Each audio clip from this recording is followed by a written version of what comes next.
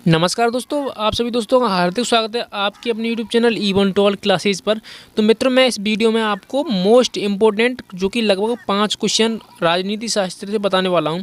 तो दोस्तों, इस वीडियो में आप लगातार बने रहें। अगर आप चाहते हैं कि हम एग्ज़ाम में पास हो जाएँ और अच्छे अंक आएँ तो जल्दी से इस वीडियो को लाइक शेयर सब्सक्राइब करें। और दोस्तों, BA से संबंधित जितनी भी स्टडी है हम इस चैनल पर कराते रहते हैं, तो अभी हमारे चैनल को सब्सक्राइब करें। चलिए, तो मैं बता दूं आपको, ये 2022 की शिक्षा नीति के अनुसार मैंने ये टॉपिक लिया है और ये क्वेश्चन लिए हैं जो कि मोस्ट इम्पोर्टेंट होने वाले हैं आपके लिए। चलो देखो, पहला क्वेश्चन देख लो। पहला क्वेश्चन है, भारत में राष्ट्रीय आंदोलन के उदय के कारण बताइए।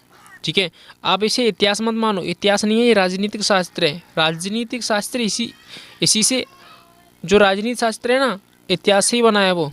ठीक है, पहले इतिहास बनेगा ना, पहले इतिहास में क्या क्या आंदोलन हुए थे, उसके बाद राजनीति शास्त्र आया। ठीक है, तो पहले हमको सबसे पहले ये सब चीज़ पढ़नी पड़ती हैं, मतलब ये राजनीतिक शास्त्र है ही। ठीक है, कुछ वो नहीं है, राजनीति शास्त्र है, ये राजनीति शास्त्र के क्वेश्चन है। बाकी आप कहीं भी किसी भी एग्जाम में जाके देख सकते हैं, सेम क्वेश्चन मिलेंगे ही। कोई भी ऑल इंडिया की यूनिवर्सिटी कोई सी भी हो, सेम क्वेश्चन यही मिलेंगे, क्योंकि एक रियल एग्ज़ाम है ये, सॉरी रियल प्रश्न है ये। चलिए, तो क्वेश्चन पूछा जा रहा है, पहला क्वेश्चन में, भारत में राष्ट्रीय आंदोलन के उदय के कारण बताइए। तो चलिए, जो राष्ट्रीय आंदोलन थे, मतलब कि हमारे देश को आज़ाद कराने के लिए जितने भी आंदोलन चलाए गए थे, तो उनके बारे में पूछ रहे हैं आपको। तो चलिए, मैं बड़े विस्तार में बताने वाला हूँ आपको। दोस्तों, आप पेन और नोटबुक लेके बैठें, क्योंकि आप ये नोट डाउन कर रहे हैं। अगर नोट डाउन नहीं कर रहे हैं तो PDF पाने के लिए हमारा व्हाट्सएप ग्रुप है, जो कि मैं नंबर बोल दे रहा हूँ उसका, 9027457677। इस पर आप हेलो लिखकर भेजेंगे, hello sir give me PDF, तो मैं आपको ये PDF दे दूंगा। और उसके बाद ये भी लिख देना किस चीज़ का PDF चाहिए आपको। ठीक है, चलिए, तो भारतीय राष्ट्रीय आंदोलन के उदय के कारण निम्नलिखित थे, क्योंकि आंदोलन तो काफ़ी तरह से चलाए गए थे ना। ठीक है, तो पहला सबसे पहले मैं बात करूँगा, तो भारतीय राष्ट्रीय आंदोलन के उदय के प्रमुख कारणों को संक्षेप में निम्न बिंदुओं के द्वारा स्पष्ट किया जा सकता है। आपको सेम इसी तरह से लिखना है। एक मिनट दोस्तों, ठीक है, आपको बिल्कुल सेम इसी तरह से लिखना है। वहाँ पे जो पहली हेडिंग डालोगे आप, अगर पूछ जाए कि भारत में राष्ट्रीय आंदोलन के उदय के कारण लिखिए, तो आपको लिखना है कि भारतीय राष्ट्रीय आंदोलन के उदय के प्रमुख कारणों को संक्षेप में निम्नलिखित बिंदुओं द्वारा दर्शाया जाता है या स्पष्ट किया जाता है। ठीक है, चलिए, तो पहला है, जो पहला आंदोलन चला था, मतलब आंदोलन तो पहले काफ़ी सारे चले थे, बट सबसे इम्पोर्टेंट हमको देखना पड़ता है। तो पहला आंदोलन हम बता रहे हैं आपको, 1857 का स्वतंत्रता संग्राम। ठीक है, यहीं से हमारे जो भारत का एक तरह से आज़ाद होने की उत्तेजना आगे बढ़ी हुई थी। ठीक है, क्योंकि 1857 में जब आंदोलन हुआ था, स्वतंत्रता आंदोलन, तो इसी से मेरा देश बहुत जागृत हुआ था। तो मैं बताऊं आपको, 1857 के स्वतंत्रता संग्राम ने भारतीय राष्ट्रीय आंदोलन की आधारशिला रखी, कह सकते हैं एक आधारशिला। जो भारतीय स्वतंत्रता आंदोलन थे उसमें सबसे महत्वपूर्ण भूमिका 1857 का स्वतंत्रता संग्राम था, जहां अंग्रेज़ों ने इसे सैनिक विद्रोह की उपमा दी। जो अंग्रेज लोग थे उन्होंने क्या चालाकी चली, अरे नहीं, ये स्वतंत्रता आंदोलन नहीं है, ये एक सैनिक आंदोलन है, वो लोग बता रहे थे अंग्रेज लोग। लेकिन हमारे देश वालों के लिए तो ये एक स्वतंत्रता आंदोलन था। तो वहीं BD सावरकर एवं इतिहासविदों ने इसे स्वतंत्रता संग्राम माना था, क्योंकि इसी से मेरे देश में उत्तेजना बढ़ी थी स्वतंत्र होने के लिए। चलिए, आगे मैं बात करूं, सामाजिक एवं धार्मिक पुनर्जागरण, सामाजिक एवं धार्मिक। ठीक है, तो आपको इस तरह से हेडिंग डाल के लिखना है, भारतीय राष्ट्रीय आंदोलन की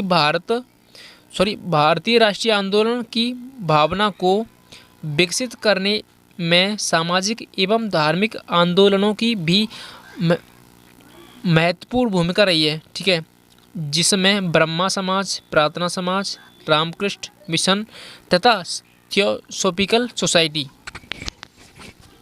यानी आपको लिखना है कि सामाजिक एवं धार्मिक पुनर्जागरण, कहने का मतलब इसमें जो धर्म से संबंधित कुछ आंदोलन हुए थे, सामाजिक सुधार आंदोलन हुए थे। तो इसमें सबसे जैसे भूमिका रही थी, कुछ धर्म सुधार आंदोलनवादी आए थे। जैसे इसमें ब्रह्मा समाज की स्थापना की गई थी, प्रार्थना समाज की स्थापना की गई थी, रामकृष्ण मिशन की स्थापना की गई थी, थियोसॉफिकल सोसाइटी की स्थापना की गई थी।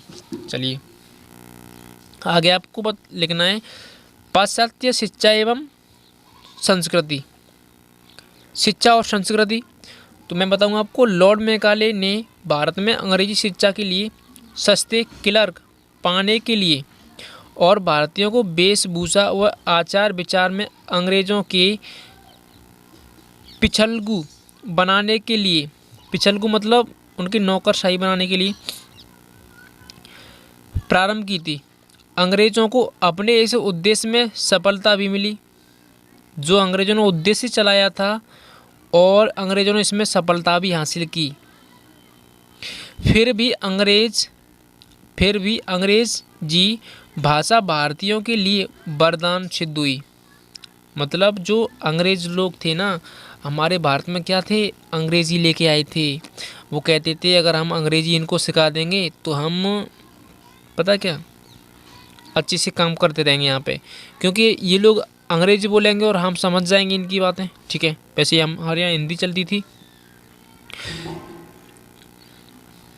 लेकिन हुआ क्या, जो उन्होंने हमको अंग्रेजी सिखाई तो एक तरह से वो वरदान की तरह वरदान सिद्ध हुई। ठीक है, भारतीयों ने मिल्टन, बायरन, शेली, मिल, स्पेंसर, लॉक, रूसो, मेजिनी आदि पाश्चात्य कवियों, लेखकों और विचारकों के प्रजातंत्रवादी व राष्ट्र प्रेम संबंधी विचार पढ़े, जिससे भारतीयों में भी स्वतंत्रता की लहर जागृत हुई।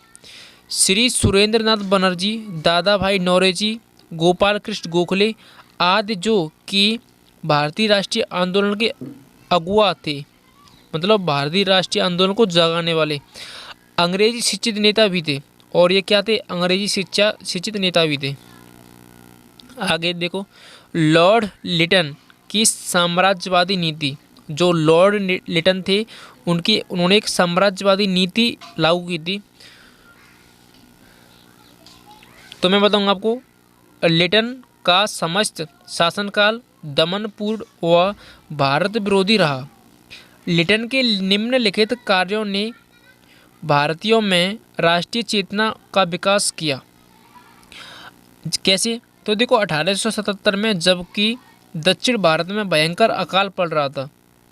ठीक है, जो लिटन था ना, लिटन का समस्त शासनकाल दमनपूर्ण रहा और भारत विरोधी रहा, क्योंकि 1877 में जबकि दक्षिण भारत में भयंकर अकाल पड़ रहा था, उस समय महारानी विक्टोरिया को कैसर ए हिंद और भारत की महारानी घोषित करने के लिए लिटन ने दिल्ली में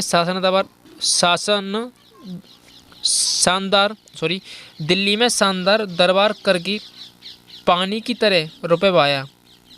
समझ गए आप, मतलब वो कह रहा है कि 1877 में जबकि दक्षिण भारत में क्या अकाल पड़ रहा था, वहाँ पर लोग भूखे मर रहे थे, और लॉर्ड लिटन ने 1877 में दिल्ली में एक भव्य दरबार सजवाया, जहाँ पे महारानी विक्टोरिया को केसर-ए-हिंद और भारत की महारानी घोषित करने के लिए काफ़ी सारा पैसा खर्च कर दिया था। वहाँ पर इतनी सजावट हुई थी। ठीक है, आगे 1878 में लिटन ने वर्नाक्यूलर प्रेस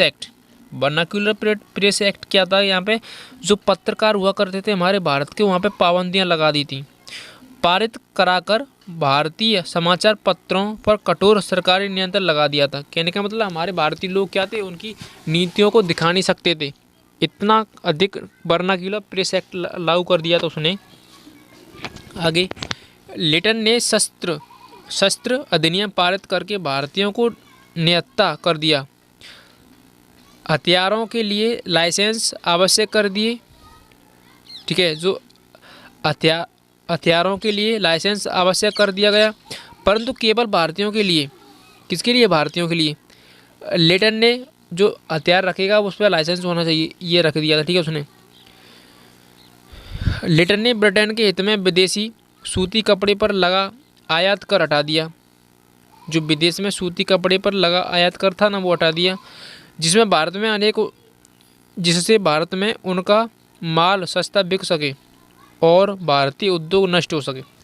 कहने का मतलब है जो विदेशों में यानी ब्रिटेन के हित में जो विदेशों में सूती कपड़े बेचते थे वहाँ पे आयात कर हटा दिया था। मतलब वो लोग क्या थे, अब जैसे इंग्लैंड है, इंग्लैंड छोड़ो, कोई मान लो ये पाकिस्तान, पहले पाकिस्तान तो नहीं था यार, क्या बताऊँ मैं, चलो रूस मान लो, रूस में जो कपड़ा सूती वस्त्र उद्योग हो रहा है, तो वहाँ पे आयात जैसे वो अपने देश से किसी दूसरे देश में सेल करेगा तो उस पर टैक्स बहुत ज़्यादा लगता था, तो उन्होंने वो वहाँ का टैक्स हटवा दिया ताकि वहाँ के लोग हमारे भारत में आके मतलब माल को बेचें और हमारे भारत का जो है व्यापार नष्ट हो जाए। आगे नौकरियों में भेदभाव, आगे हुआ क्या था, नौकरियों में भेदभाव करने लगे वो लोग। ठीक है, भारतीयों को उच्च पदों से अलग रखने के लिए इंडियन सिविल सर्विसेज की परीक्षाएं केवल इंग्लैंड में होती थी। जो इंडियन सिविल सर्विस यानी डीएम की जो आईएसपीसीएस की परीक्षा हुआ करती थी पहले इंग्लैंड में उन्होंने कर दी थी, क्योंकि जब भारतीय लोग इतने इंटेलिजेंट हुआ करते थे कि वो आईएएस बनने के योग्य थे, तो उन्होंने क्या किया कि मतलब कि ये उच्च वर्ग की वो थी नौकरी, उच्च वर्ग की नौकरी होने के कारण वो लोग सोचते थे कि यार हम पे जो भारतीय लोग शासन करेंगे फिर तो उन्होंने सोचा कि अब इंग्लैंड में सिविल सर्विस कराई जाए इंडिया की, जिसमें 21 वर्ष के नवयुवक बैठ सकते थे, केवल 21 वर्ष के, यानी 21 वर्ष के नवयुवक बैठ सकते थे। 1877 में यह उम्र घटाकर 19 वर्ष कर दी गई, इसलिए कि भारतीय लोग आईसीएस न बन सकें, पहले से इंडियन सिविल सर्विस के नाम से जाना जाता था, न बन सकें। इसके बावजूद भी जब सुरेंद्र नाथ बनर्जी और अरविंद घोष जैसे भारतीय इस परीक्षा में सफल हो गए, तब भी उन्हें पद नहीं दिया गया। इससे भी भारतीयों में राष्ट्रीय चेतना जागृत हुई। कहने का मतलब यह है कि जो इंडियन सिविल सर्विसेज की वहाँ पे इंग्लैंड में परीक्षा हुआ करती थी, तो इसमें सुरेंद्र नाथ बनर्जी, अरविंद घोष वगैरह ऐसे महान नेता थे, जो महान लोग थे हमारे भारत के, वो वहाँ पे इंडियन सिविल सर्विस में पास हो गए, लेकिन उनको फिर भी पद नहीं दिया गया। तो यार इससे क्या है, जबकि वहाँ पे भेदभाव किया जा रहा है ना, तो भेदभाव के चक्कर में ही बहुत ज़्यादा ये राष्ट्रीय चेतना जागृत हुई थी। जातीय भेदभाव, और वहाँ पर जातीय भेदभाव भी करने लगे अंग्रेज लोग, तो अंग्रेज़ों की जातीय भेदभाव की नीति ने भी भारतीयों के हृदय में ब्रिटिश शासन के विरुद्ध घृणा पैदा की। अंग्रेज लोग भारतीयों को हीनता व घृणा की भावना से देखते थे, मतलब बहुत ज़्यादा, अरे यार वो इतना घृणा करते थे कि भारतीयों को चप्पल पैर के भी नहीं चलने देते थे, अपने सामने नंगा पैर चलने देते थे। बताइए आप, इतनी घृणा करते थे वो लोग। भारत का आर्थिक शोषण, अंग्रेज़ों ने हर तरफ से भारत का आर्थिक शोषण किया। स्वतंत्र भारत की नीति अंग्रेज़ों के हित में शुरू की गई। भारत का धन खिंचकर इंग्लैंड पहुंचाया गया। विदेशी वस्तुओं के स्थान के लिए भारत के उद्योग व दप्तकारियों को एक एक करके नष्ट कर दिया गया। फलस्वरूप देश में दरिद्रता का साम्राज्य फैल गया। इससे भी राष्ट्रीय असंतोष को जन्म मिला। चलिए, भारतीय समाचार पत्र और साहित्य, भारतीय भाषाओं तथा भारतीय विचारधारा वाले पत्रों ने राष्ट्रीय आंदोलन को प्रोत्साहन किया और शासन की त्रुटियों और दमन नीति का भंडाफोड़ किया। इन समाचार पत्रों में अमृत बाजार पत्रिका, केसरी मराठा, हिंदू ट्रिब्यून आदि प्रमुख थे। कौन कौन से? अमृत बाजार पत्रिका, केसरी मराठा, हिंदू और ट्रिब्यून आदि प्रमुख थे। भारतीय साहित्य ने भी राष्ट्रीयता के विकास में सहयोग किया। बंकिम चंद्र चटर्जी ने आनंद मठ और वंदे मातरम की रचना द्वारा भारतीयों में एक नया जीवन फूंक दिया। कहने का मतलब है, जो बंकिम चंद्र चटर्जी थे उन्होंने आनंद मठ लिखा था और वंदे मातरम की रचना की थी, तो जिससे लोगों में और उत्साह बढ़ा। विश्व के क्रांतिकारी आंदोलन, विश्व के क्रांतिकारी व राष्ट्रीय आंदोलन से भी भारत के राष्ट्रीय आंदोलन को प्रेरणा मिली। फ्रांस के क्रांतिकारियों ने विश्व को स्वतंत्रता, समानता और भ्रातृत्व का संदेश दिया। अमेरिका के स्वतंत्रता युद्ध से भी भारतीयों को प्रेरणा मिली। 1861 और 1884 के बीच इटली, जर्मनी, रोमानिया, सर्बिया आदि का एकीकरण हुआ। इन घटनाओं से भारतीयों में यह भावना जागृत हुई कि संगठित आंदोलन द्वारा भी स्वतंत्रता प्राप्त कर सकते हैं। कहने का मतलब यह है कि जो विश्व में क्रांतिकारी आंदोलन हो रहे थे, उनको वहाँ पे स्वतंत्रता मिल रही थी, तो हमारे भारत ने सोची कि इन लोगों को स्वतंत्रता मिल रही है, ये लोग संघर्ष करके स्वतंत्रता प्राप्त कर सकते हैं, तो हम क्यों नहीं प्राप्त कर सकते। ठीक है, तो इसी प्रकार जो 1861 से 1884 के बीच में इटली, जर्मनी, रोमानिया और सर्बिया आदि जो लोग स्वतंत्र हो गए थे, तो हमारे भारत ने भी ठान लिया कि हमको भी स्वतंत्र होना है। ठीक है, आगे इल्बर्ट विधेयक वाद विवाद। वायसराय लॉर्ड रिपन, जो कि उदारवादी व योग्य शासक था, उसने फौजदारी दंड विधान में प्रचलित जातीय भेदभाव को समाप्त करने का निश्चय किया। इस उद्देश्य से वायसराय की कार्यकारी परिषद के कानूनी सदस्य पीसी इल्बर्ट ने 1883 में एक बिल पेश किया। इस बिल का उद्देश्य भारतीय मजिस्ट्रेटों को यूरोपीय अपराधियों के मुकदमे सुनने का अधिकार देता था, परंतु भारत में रहने वाले अंग्रेजों यद्यपि यह बिल पास नहीं हो सका, परंतु इससे भारतीयों की आंखें खुल गईं। वायसराय लॉर्ड रिपन, जो उदारवादी व योग्य शासक था, ठीक है, उसने फौजदारी दंड विधान में प्रचलित जातीय भेदभाव को समाप्त करने का निश्चय किया। इस उद्देश्य से वायसराय की कार्यकारी परिषद के कानूनी सदस्य पीसी एल्बर्ट ने 1883 में एक बिल पेश किया। इस बिल का उद्देश्य भारतीय मजिस्ट्रेटों को यूरोपीय अपराधियों के मुकदमे सुनने का अधिकार था।